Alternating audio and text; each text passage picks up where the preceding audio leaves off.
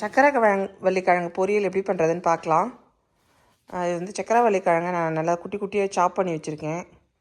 அப்புறம் வெங்காயம், தக்காளி, கடுகு, ஜீரகம் போட்டுடலாம்.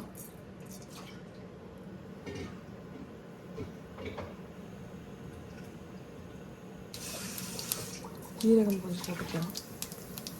கடுகு ஜீரகம் போட்டு வெங்காயம் போட்டிருக்கேன். இது கொஞ்சம் வதங்கினதும் மிளகாத்தூள் போட்டுக்கலாம். வெங்காயம் வதங்கிடுச்சு. இது மிளகாத்தூள் போட்டுக்கலாம்.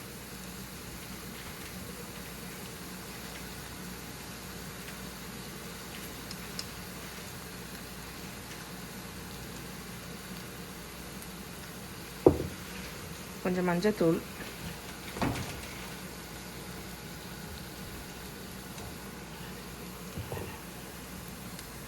ஸோ இப்போ இந்த கட் பண்ண சக்கரவள்ளிக்கிழங்கு போட்டுக்கலாம்.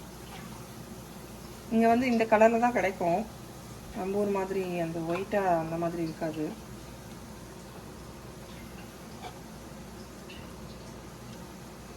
கொஞ்சமாக தெளிச்சிக்கலாம், நிறைய விடக்கூடாது.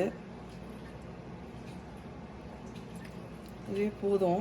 இதை வந்து கொஞ்சம் லோ ஃப்ளேமில் வச்சு குக் பண்ணிக்கணும். சால்ட்டு தேவையான அளவு போட்டுக்கோங்க.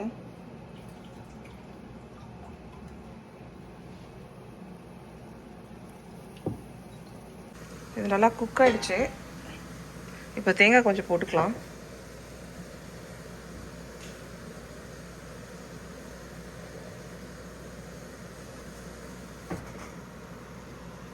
கொத்தமல்லி போட்டு இறக்கிடலாம்.